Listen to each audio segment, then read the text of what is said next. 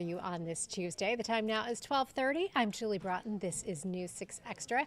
Thank you so much for spending some time with us this afternoon to get caught up on your news and weather.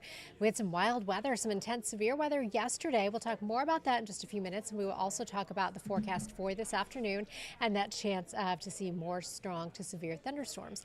But first, as I'm sure you know, Sunday officially starts hurricane season for us. That is June 1st. Hurricane season will run through November 30th. So we are spending this week helping to get you prepared for what you need to know as we roll into the 2025 hurricane season. So today we start in DeLand. That's where News 6 anchor Ginger Gadsden is. She met a couple who told us they thought as Milton rolled through last year that they were safe once the wind and the rain moved out. But imagine their surprise, even though they don't live in a flood zone, when the floodwaters started to rise. Central Florida is in its sights. Yeah. David Swink and his wife Jamie had weathered storms in their DeLand home before. There's just so much rain at this point in time. But when Hurricane Milton rolled through last October, we're already jumping into major flood stage. They woke up to something they did not expect. How high had that water gotten? Up to about here, or 4 to 6 inches, and rising. So that's fast. At first, they thought they had it under control. We ran out of towels, pushing them underneath the front door, and we went, uh-oh, we're in trouble. Yeah. Because we couldn't keep up with the water was coming in, and then it was coming in everywhere. As the water was rising, they tried to get their furniture to higher ground. What we tried to do was save the heirlooms. This, for instance, was a clock her great uncle made from scratch. The water had damaged just about everything, especially the floors. Swink says he also remembers the stench. And it wasn't just water. No, it was water that was filled with sewer because of the sewer pump station that's just down the hill from us. So it smelled bad. As the smelly water kept rising, a life-saving knock at their door. The door started banging, and the fire and police were here to rescue us. They put life jackets on us. They did a wonderful job getting us out. And while they had very little time to take anything with them, what they did manage to grab was key. I had my computer and the insurance files over my head walking out. Turns out, just months before Milton, the Swinks bought flood insurance, even though they are not in a flood zone. When Ian flooded 2 years ago, we had fish swimming right over here, which is why when Tom Sorrells and everybody was saying last year that it's going to be a terrible hurricane year, I thought, I better buy flood insurance. So I did, thank God. This is all new. All the upholstered furniture was gone. As bad as it was at their home, they say a couple in their 80s next door had it even worse. Woke up about 4 in the morning and they were floating on their mattress. And this year, as hurricane season approaches, the Swinks say their neighbors are already coming up with ways to protect their homes. They've applied for Elevate Florida grants to lift their homes and are thinking about barriers that will keep floodwaters from creeping in again. In DeLand, Ginger Gadsden, News 6. Okay, I'm so glad Ginger shared their story with us, because the point they make about not being in a flood zone, we cover so many storms and we hear this time and time again. And you may not know that regular homeowners insurance will not cover flooding. It is a separate policy that you have to buy, and it takes 30 days for it to kick in. I have a story coming up about that tomorrow to tell you what you need to know if you're planning to buy flood insurance. But on average, it's fairly affordable, about $400 to $500 for an entire year, depending on where you live. I think mine is about $600. I'm not in a flood zone, but I do have it. So we'll talk more about that tomorrow, but that is some great information, and I'm so glad they had that flood insurance. Now, as we move through hurricane season, our weather team works hand in hand with the forecasters at the National Hurricane Center to make sure you have all the information you need to stay safe as a storm is approaching. Last year, you may recall, the NHC debuted a new revised cone. Meteorologist Jonathan Kagas has more about how that went. It opens up a discussion where people realize that there's a world beyond the cone. That was National Hurricane Center Deputy Director Jamie Roan from last year, citing the need for the cone to evolve. I'm saying, yes, look at the cone and look at these other components at the same time. The experimental maps were bright and bold, but did they work? Michael Brennan, director of the Hurricane Center, says yes. I think it was pretty successful. We introduced it, if you remember, in August, and so it was around for some of the bigger storms we had last year, Helene and especially Milton. Like in 2024, the experimental cone with inland watches and warnings will run side by side with the traditional and operational forecast cone for the 2025 season. The feedback was overall pretty positive. We did make one change this year, was to make it a little more clear on the legend. This hatched area that's both that's both pink and blue indicates a tropical storm warning and a hurricane watch. While you may not notice it just by looking at the cone for the 2025 season, there's another subtle change. The cone is a little skinnier this year, all due to the forecast error getting smaller. The Hurricane Katrina cone, for instance, and how wide that thing was in 2005 to now what you have standing right next to you. The forecast models we use to help guide our track forecast now are much, much better than they were 10 or 20 years ago. Another big thing that's changed is all the aircraft data that is gathered by the hurricane hunters is not just used by the forecasters here at NHC to understand what the storm's doing, but all that data gets ingested into the forecast models and helps improve their track and intensity forecast. Which highlights how critical behind-the-scenes research that the National Oceanic and Atmospheric Administration conducts can impact you when a storm is approaching. It all comes down to impact, and that's what you guys are all about, to protect the life and property. And all of that intense research just boils down to, okay, you need to evacuate at this time. This is what the storm is going to do to you. Yeah, it's really all about outcomes and making sure people have the information they need to take the life safety information actions that they need to do to keep themselves safe. And you saw in that story, Jonathan mentioned the hurricane hunters. He will actually be live this afternoon along with News 6 anchor Ginger Gadsden. They will be in Lakeland talking live to the hurricane hunters and bringing you more on that aspect of storm preparation and storm coverage as we head into hurricane season. Now, I know this is a lot and you may have a lot of questions. Maybe you're new to Central Florida. Maybe you've never been through a storm before.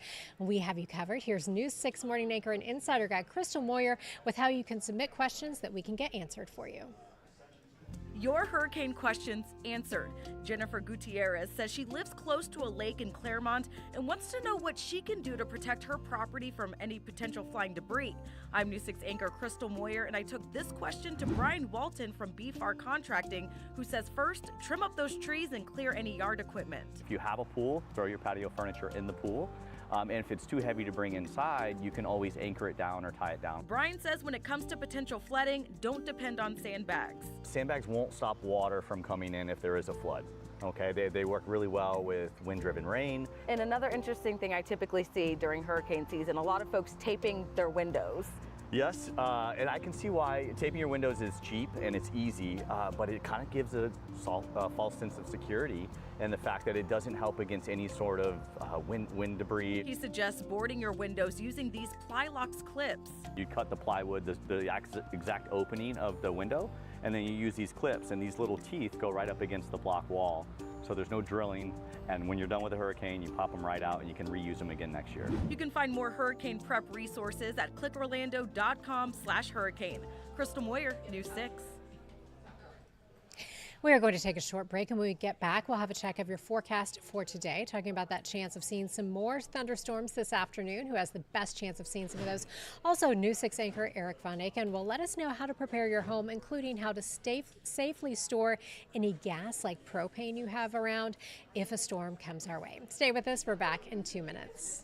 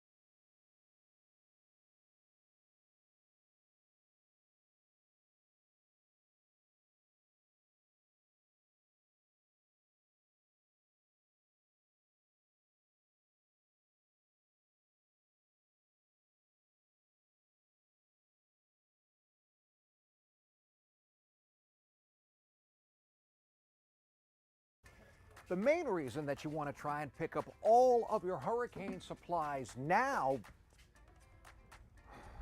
Don't you have a Sawzall, Jeff? Okay, maybe not all. The main reason you want to try and pick up almost all of your hurricane supplies now before a storm is because it's all here, all in one place, all in stock.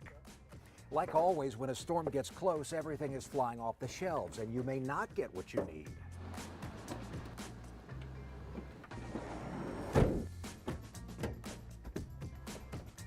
But you're probably saying to yourself right now, hold on, handy newsman and crafty cameraman Jeff. There's one thing that I can't buy ahead of time. I can't buy it until a storm actually gets close. This, right? When everybody rushes to the gas pumps at the same time, the lines get long and the gas runs out. But you can fill up your cans right now. Here's your first house hack. Use ethanol-free gas. Not 10%, not E85. It's got to say ethanol-free. And that gas lasts 6 months. So you can keep the gas in your garage, and then after the season, if there is no storm, you can use the gas for something else. Speaking of gas, a lot of people like to wait till it's too late to try and fill up their propane tanks. Propane, though, never goes bad, ever. So you can fill it up whenever you want. But here's the thing you need to know. This is another house hack. Some tanks are not refillable. Older tanks are definitely iffy. So this is Michael, the owner of Ace Hardware here in Sanford. And Michael, you wouldn't touch this tank. That is correct. So this tank here, all tanks are required to be within 12 years of their manufacture date. And you know that because it's stamped on it. That's correct. This tank is not only out of date, but the rest of it is not legible. We have to be able to read the size of the tank and the date for it to be filled properly. And this one also has a ton of rust. You don't like that. That's the other problem there. When they look like this, they are also not safe to be filled. We know some people like to exchange their propane tanks. That's fine, except know if you do that, you don't get a new one. Correct. And if you're not sure, just bring it up here to Ace, and Michael or one of the people here will tell you, and if they can't fill it, they'll get you a new one. You got plenty. Absolutely. Before hurricane season. Come and see us ahead of time. Ahead of time. We're getting results at home. I'm Eric Von Anken here in Sanford, Getting Results News 6. That is the key to all of this preparation, starting to do it now ahead of time before there's a big rush and we're in a pinch as a storm is heading our way. And again, we will continue our coverage of helping you get prepared for hurricane season all week right here and on News 6.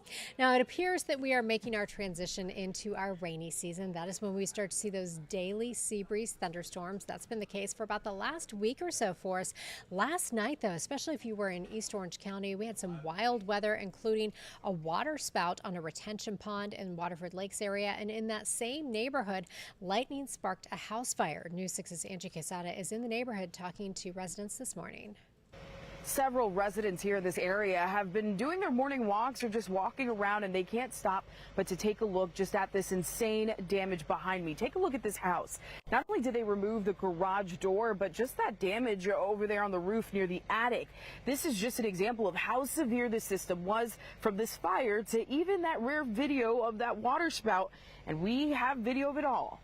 A bolt of lightning hit this home on Blue Water Circle in the Waterford Lakes community, sparking a fire. Heavy smoke was pouring from the roof when crews first arrived. Fortunately, the one person inside was able to escape. The whole thing causing a big scare for neighbors. I was inside a house and I heard like a really loud lightning, and then I saw a really white flash of light, and then I turned around and I heard like an ambulance. Check out this intense video just a mile away in the Sapphire Place subdivision. Viewers captured this video of a water spout forming right behind their homes, with the heavy winds bending branches and sending pets running. So I started filming because why not? And I saw it get very windy and rip some shingles off the roof from my neighbor. Thankfully, no injuries were reported in either case. Now, fire investigators say again lightning is to blame for this fire. And with more rain in the forecast later this week, emergency crews are just urging folks to be aware. Reporting in Orange County, Angie Casava, News 6. And we are tracking more showers and thunderstorms. Some of those could get strong again this afternoon. Here's what we're seeing for you right now on the radar as we are scanning out at 1246. Already seeing some of those isolated showers beginning to pop up. Now we are seeing some lightning, but not much lightning here across Central Florida. A lot of the lightning popping up out there is over the Atlantic. As we take you through the rest of the day, though, we're really over the next couple of hours as things continue to heat up and our sea breezes come inland, those showers will intensify. Now, the atmospheric conditions aren't quite the same as they were yesterday. It's a little bit warmer in the mid and upper levels of the atmosphere, meaning we have less of a chance of seeing as much hail today, but certainly some gusty winds, a lot of lightning, heavy rain, all a possibility as these storms continue to fire. Those sea breezes, those outflow boundaries interact, and then everything slowly pushes back toward our east coast. By about 7 o'clock, still through Flagler County, down through much of Volusia County, into central Orange County and Osceola County, still seeing some heavy rain. Some of that does linger till around 8, 9 o'clock. Most of us by midnight are dry with just a few light showers out there. Then for your Wednesday, we'll see again the same setup with those sea breezes moving in by around 1, 2 o'clock tomorrow afternoon, and then where those sea breezes collide, that's where we'll again see some showers and storms intensifying. Taking you into the weekend, we're actually going to be watching for a front that will drop into central Florida and stall out, so that could bump up our rain chances a little bit more. Now, right now, we are sitting at 91 in the Villages. If you are in Sanford or Orlando, you're at 88, and it is 90 right now in Cocoa Beach. Factor in the relative humidity, here's how it feels. It feels like 102 in Cocoa Beach. It feels like 97 in Palm Coast. And if you're in the Villages, it feels like 104 degrees for you. Afternoon highs today will again be a little bit warmer than normal. We're up to 90 for our normal high this time of year. We'll go to 93 in Ocala, 92 in Kissimmee, and 89 for your high today in Daytona Beach. Here's how it will feel throughout the afternoon. So just about all of us will feel like the low 100s by around 3, 4 o'clock this afternoon. Here's how it looks for the next 7 days. Notice we have those afternoon showers and storms in the picture every single day. Again, that is a good indication we've made that transition into our rainy season. Rain chances 50% for tomorrow, up to 60% for Thursday and Friday. Then this weekend, we may see, this is all depending on that front, but we may drop our rain chances slightly for Sunday and Monday. Once we get that front out of here, high on Saturday, 87, 88 on Sunday, and we go to 90 for your Monday with overnight lows in the low 70s. We'll have much more on your full forecast and who is seeing those thunderstorms coming up starting on News 6 at 4. Thank you so much for spending some time with us today on News 6 Extra. I'll see you at 4.